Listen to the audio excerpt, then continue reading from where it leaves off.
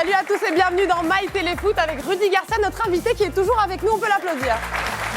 Franck Leboeuf, notre consultant préféré. Ils nous ont rejoints sur le plateau, c'est Flo Baudin qui est là et Tony Saint-Laurent qu'on retrouvera en fin d'émission. Rudy, première question. Vous connaissez le challenge de My Téléfoot? Si vous me répondez non, c'est pas grave.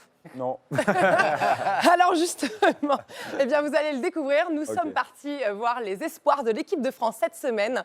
Et c'est Guillaume Poisson qui nous a ramené les images.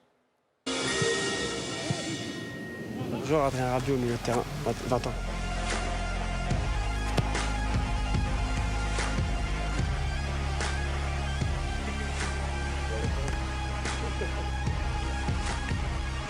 Bakayoko Chimé, Monaco.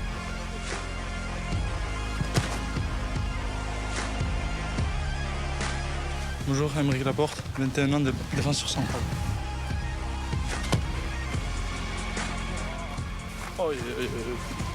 Bonjour, Corentin Tolisso, 21 ans, milieu de terrain.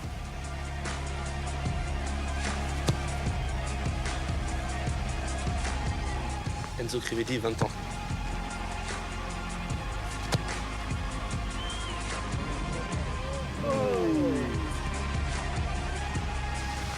Thomas, 19 ans, gardien de but.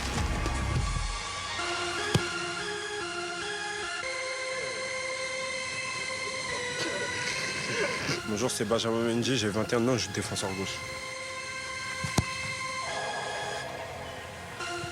Elle a touché. C'est beau. Merci au coach, merci à Téléfoot et à bientôt. Premier trophée de la saison. Voilà, premier trophée. J'espère que ça ne sera pas le dernier en tout cas. Bravo. Merci. Bravo Benjamin. Rudy, vous nous accueillez pour le prochain challenge à Ouais, Rome? avec plaisir. Ah bah voilà, je pense que ça va faire plaisir. Franck, il va vouloir venir même, je pense. Ouais. Ah ouais, moi, visiter Rome, voir Rudy, Bah voilà, oui. un Surtout grand le match challenge, après. le challenge avant tout. D'accord, pardon, excusez-moi. Nous retrouvons enfin Flo Baudin. Il nous avait manqué dans My Téléfoot. Alors, quelle est donc cette belle histoire de la semaine, Flo? Alors, d'ailleurs, on va commencer par une petite question. Est-ce que vous connaissez cet homme ici, avec le maillot de l'Australie? C'est pas un joueur de rugby. Ça ne dit rien comme ça. Si je vous parle de lui, il s'appelle Massimo Luongo, il a 23 ans, il joue au Queen's Park Rangers en 2e division et il a été présélectionné dans la liste des 59 joueurs pour le Ballon d'Or 2015. Ah oui, c'est Eh oui, extraordinaire, il faut plaire à tous les continents, hein, c'est ça. C'est ça, c'est exactement ça. Vous allez la voir, cette liste avec les principaux noms. Il y a notamment Messi, il y a Cristiano Ronaldo, évidemment. Il y a Lewandowski, il y a Paul Pogba, il y a Benzema Lacazette côté français. Et s'il est là, c'est parce qu'il a gagné la Coupe d'Asie avec l'Australie en janvier dernier. Il a été élu meilleur joueur du tournoi et la FIFA, par souci de représenter tous les continents, l'a inscrit sur cette liste. Mais attendez, Flo, il doit être comme un dingue, en fait, juste de se retrouver dans cette liste. On a une réaction de lui ou pas? Oui, on a quelques réactions. Alors, il a réagi avec pas mal d'humour, vous allez le voir. Je ne pensais que ce n'était pas vrai, je croyais que c'était quelqu'un qui voulait me faire une blague. Et puis sa deuxième réaction, je ne me mets pas de pression par rapport à ça, car de toute façon, je sais que je ne vais pas gagner. Oui, Bon, il y a il est combien réaliste, combien sur la liste? Il y a combien de personnes sur la liste? 59. Oui, donc il y en a 57. Et toi, tu y es aussi. Non, ça, on s'en fout. Mais il y a 57 personnes qui savent qu'ils ne vont pas gagner. De toute façon. C'est ou Ronaldo ou Messi. Ça fait 10 ans que c'est ou Ronaldo ou il Messi. est réaliste. Est-ce que vous voulez voir Flo. ce que ça donne quand même sur le terrain? Parce que l'année dernière, Ah, ils ça jouent va en être pas mal. 3e division en Angleterre, à voit bien. Swindon Town, plus exactement. Et on a quelques buts, quelques actions de Massimo Luongo. Il faut savoir que la liste sera réduite à 23 noms en début décembre. Et donc, à partir de ce moment-là, les capitaines de sélection, les sélectionneurs et les journalistes pourront voter. Pas sûr que notre ami Massimo Luongo soit toujours dans la course. Ça lui fera un beau souvenir. Ça, c'est une... C'est un bon joueur et c'est pas Cristiano ou Messi. hein. Non, mais il mérite certainement. En même temps, il n'y en a que deux. Hein, donc. Et je crois que ce n'est pas tout, Flo. Il y a une autre belle histoire aujourd'hui. On en a deux. C'est comme les maillots dans Téléfoot. On a deux belles histoires. Comment ça, Cristiano et Messi sont meilleurs amis? Je ne comprends pas là. Alors oui, en tout cas, selon Footballé, ce site parodie qui nous a préparé une jolie petite vidéo, une parodie de Friends. On va regarder ça. C'est ma tout de série suite. préférée. On dirait un mauvais montage de Tony Saint-Laurent, mais vous allez voir, c'est assez drôle et la dernière scène est très distinguée. Vous allez voir. Ah oui, il y a la musique de Friends. C'est vrai qu'on dirait un petit montage de Tony. Ouais, c'est vrai. L'origine ou pas? Il pleure. Mais oui, il a pris un gros coup de soleil, le pauvre. Il a perdu le jeu vidéo. Le Qu'est-ce le qui- coup des taxes aussi. Oui, c'est sympa, petit rappel. Forcément. Je suis pas sûre qu'il fasse ça vraiment dans la vraie vie. hein. Regardez la fin. Ah oui, aux toilettes. Ok. Ah, voilà. C'est pas mal, ça passe. Il fallait forcément un détail un peu plus spécial. Et si la Serie A redevenait le meilleur championnat du monde? C'est Félix Roy. Et si la Serie A redevenait le meilleur championnat du monde? Si le calcio revenait sur le devant de la scène, ses droits télé exploseraient et la Serie A serait diffusée, commentée aux quatre coins du monde. Monti adwana batubo basato monti adwana mutubo monti ate monti bo biani mwema ne ala yobo bo ajina mwema wa pete ne ala batubo basato. Avec ce prestige retrouvé, les stars du PSG s'empresseraient de retourner à leur terre d'adoption, ce qui redonnerait un petit peu de piment aux soirées transalpines. Ibra Ibra Ibra Ibra Ibra Ibra.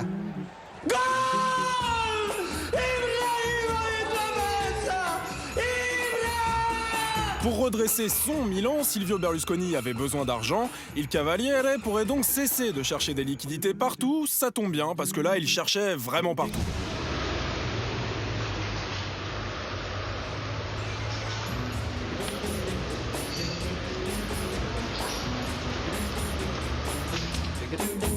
Enfin, les coachs de Serie A seraient peinards avec la gestion sportive et trouveraient de nouveaux hobbies.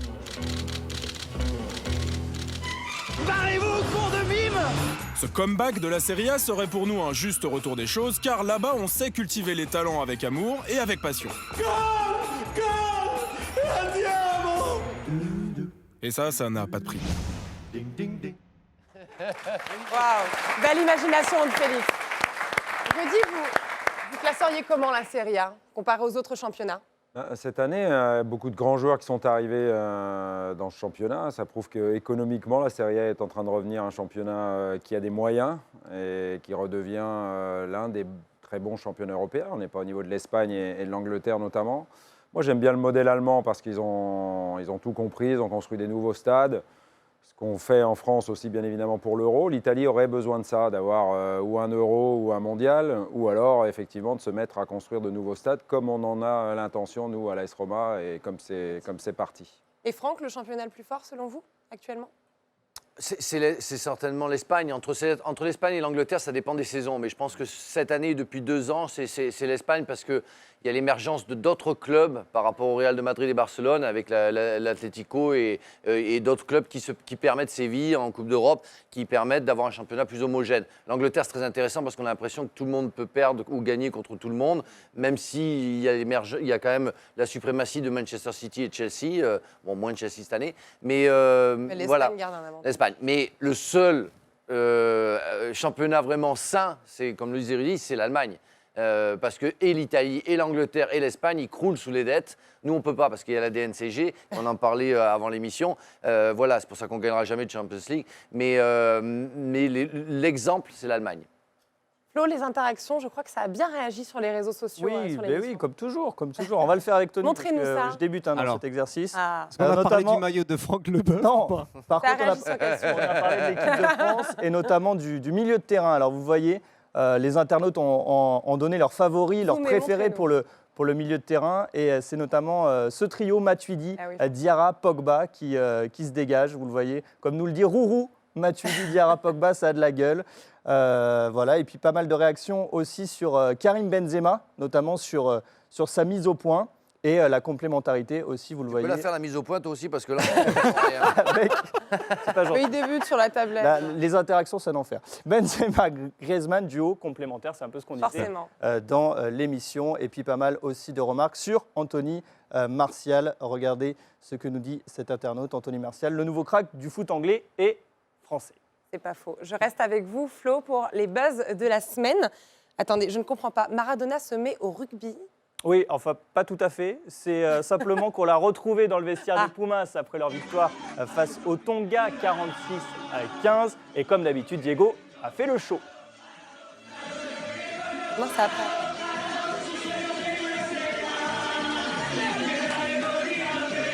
Tu veux qu'on le fasse après les buzz? Il a fait un régime, non? Je sais pas, des fois il fait, des fois il arrête. Moi, franchement, je le trouve sympa. Il est en forme, il est dans les vestiaires, il danse. Pourquoi pas? Oui, non, bien sûr. Ouais. Les Tant Argentins qu'il qui fait pas pourraient de jouer les conférence de Français presse, en tout quart va de bien. Tant qu'il parle pas, c'est Tant ça qu'il en parle fait. pas, ça va. Un autre challenge de réussite cette semaine, Flo. Et oui, cette fois, c'est le club du FC Amical Saint-Presque en Suisse, pas facile à dire, Pas facile à dire. qui nous a envoyé cette vidéo, vous savez, cette fameuse série de jongles de la tête qui se termine dans la poubelle. On avait essayé, nous. Hein. Hop. Et regardez, Ouais. Mieux. et ça rentre. C'est mieux que nous. On n'a jamais réussi à le faire, nous, en plateau, l'année dernière. Non, en même temps, on n'a jamais essayé non plus. On avait essayé, mais je sais pas si vous étiez là. On n'était pas bon. On n'avait pas bossé le On truc. a les noms de ceux qui n'étaient pas bons. Flo, c'est une bonne nouvelle. Carnet rose en Irlande. Ouais, les Irlandais, quelle semaine pour les Irlandais. Vous le savez, Robbie Keane a eu un bébé cette semaine, sa femme a accouché. Du coup, les journalistes irlandais se sont demandé s'il allait pouvoir jouer contre l'Allemagne. Et voilà ce qu'a répondu Roy Keane, l'entraîneur adjoint. Ça devrait aller, à moins qu'il lui donne le sein. J'adore lui, il est énorme. super. L'humour. C'est un assassin, un tueur sur un terrain, mais alors il a vraiment, il est très très bon. L'humour britannique, hein, comme on Un aime. petit peu, ouais. Et évidemment, Robbie Keane lui a répondu en conférence de presse. Vous allez voir ça avec... Il s'est régalé. Oui, j'ai entendu. Lui, il est habitué. Il a des plus gros 5 mois. C'est fin, c'est délicat. Mais du coup, ils m'ont l'air très détendus, ces Irlandais. Ça se ressent sur le terrain et sur les résultats, du coup. Évidemment, puisqu'ils ont créé la surprise de la semaine en battant l'Allemagne 1-0, but de Shane Long. Et du coup, la une du Irish Sun que vous allez découvrir en français dans le texte. Yes, we can.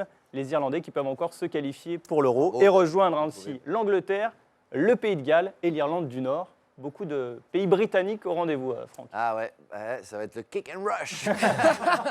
Non, c'est fabuleux cette victoire de l'Irlande. Non, contre l'Allemagne. c'est phénoménal. En fait, il faut aussi dire que l'Allemagne n'est plus l'Allemagne. Je pense que l'Allemagne subit un cycle et il va falloir trouver des changements. Un petit peu comme l'Espagne, qui est en train aussi un petit peu de virer. C'est pour ça que je pense que la France a sa chance, et beaucoup de pays ont leur chance pour le championnat d'Europe, parce qu'il n'y a pas vraiment d'équipes qui ressortent où on se dit ils sont là. Alors si, il y en a une, ça m'embête un peu, c'est l'Italie. J'ai l'impression que l'Italie s'est trouvé une certaine confiance et ça peut être dangereux. Italie, solide. La Belgique pourrait être au rendez-vous bien aussi. sûr. Belgique, pour moi, la meilleure équipe européenne du moment. De belles surprises pour l'Euro, en tout cas. Un bel Euro. On continue tout de suite avec les mythos. Terre et moi, nous avons été sélectionnés. Ah non, j'y suis pour rien. Nous moi. avons été sélectionnés Ah non, c'est pour pas moi. participer à une émission de télé-réalité dans une prison, notamment pour les affaires de corruption et de fraude fiscale. Et nous serons accompagnés de Lionel Messi. Alors, je vous avouerai que par rapport à l'affaire Messi, je suis un peu perplexe. On requis contre lui 2 ans d'emprisonnement. C'était la même peine pour moi, alors que moi, quand même, dans les faits, ça semble beaucoup plus minime que Lionel Messi, même si je pense qu'il sortira pour bonne conduite de balle. Ouais, c'est sûr que, comme il l'a annoncé récemment, Totti pourrait devenir le pape de la Lombardie ici à Rome très rapidement, puisque quand je vois l'aura qu'il a à l'entraînement, dans les vestiaires, quand il fait la composition, je me dis que bon, bah, le gars, il est là, quoi. Et pour aller plus loin, très récemment, on est allé à la messe et il m'a versé de l'eau sur le front en me disant que à partir d'aujourd'hui, je pourrais devenir tonton. Ouais, concernant Roger Garcia, c'est sûr que bon, on va pas lui enlever qu'il a de l'expérience, mais maintenant, de là à dire qu'il marche sur mes pas en Italie, je pense que c'est un peu présomptueux, parce que bon, quand il aura gagné autant de Scudetto que moi, et qu'il aura mis un doublé en 98, là, on pourra en parler. Maintenant, je lui souhaite quand même bonne chance. Rudy, vous nous aviez rendu visite en 2011. C'était l'année du doublé au LOSC, Coupe et Championnat. Et on voulait vous remontrer ces images. On regarde. Ils sont leaders du championnat. Ils ont remporté hier la Coupe de France. Je vous demande d'accueillir Rudy Garcia et Eden Hazard avec la Coupe de France. Bravo. Elle est belle.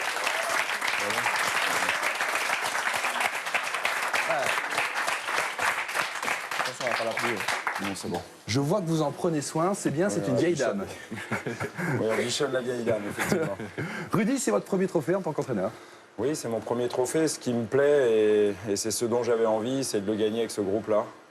J'ai vraiment un groupe de joueurs de talent, mais un groupe d'hommes aussi qui vit bien ensemble. Voilà, et gagner ce trophée avec ce groupe-là, j'espère que c'est le premier de la saison. Il y aura encore le titre de champion à aller chercher. Mais c'est encore plus fort avec ce groupe-là. Avec du recul, ça doit certainement être un souvenir particulier pour vous. Est-ce que le plus beau trophée, c'est le premier ? Et le plus beau trophée, ça sera le prochain surtout. Mais oui, et faire un doublé Coupe de France avec le LOSC 50 ans ou 54 ans après, tout dépendait de la Coupe de France ou du championnat, c'est énorme.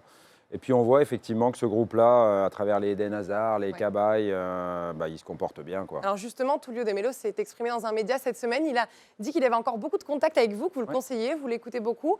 Est-ce que vous gardez des contacts avec votre ancien club encore ou il n'y a que lui ? Non. Bien évidemment que j'ai beaucoup apprécié ma relation avec les dirigeants, que ce soit avec Michel Sédou, Michel Vandamme ou Jean-Michel Vandamme ou Frédéric Paquet. De temps en temps, on s'envoie des petits textos, comme avec certains joueurs aussi.